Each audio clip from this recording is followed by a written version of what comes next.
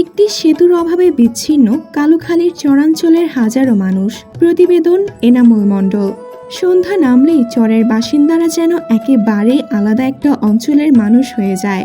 নদী ঢেকে যায় অন্ধকারে, ঘাট বন্ধ, চিকিৎসা, বাজার, পড়াশোনা সব থমকে যায়। কেবল নৌকা ও অসীম প্রতীক্ষা ছাড়া আর কোনো ভরসা থাকে না।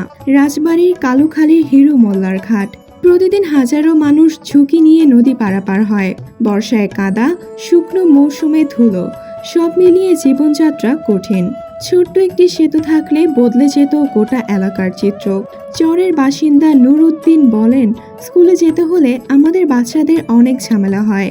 বর্ষায় নৌকা ডুবে যাওয়ার ভয় থাকে। চিকিৎসার জন্য রোগীকে নিয়ে নৌকায় উঠতে সমস্যা হয়।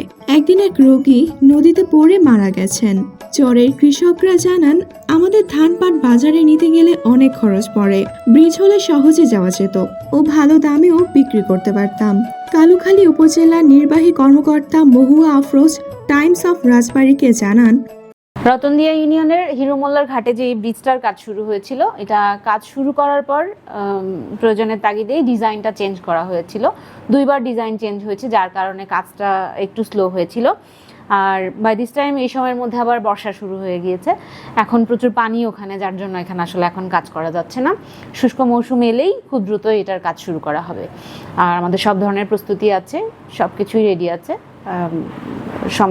যথোপযুক্ত সময়ে আমরা এটার কাজ শুরু করব এবং যথাসময়ে কাজ শেষ হবে।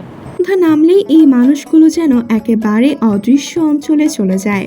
আরেকটা দিন অপেক্ষা, আরেকটা দিন ঝুঁকি। অথচ তাদের একটাই আশা, ছোট্ট একটি সেতু যা বদলে দেবে পুরো এলাকার জীবন।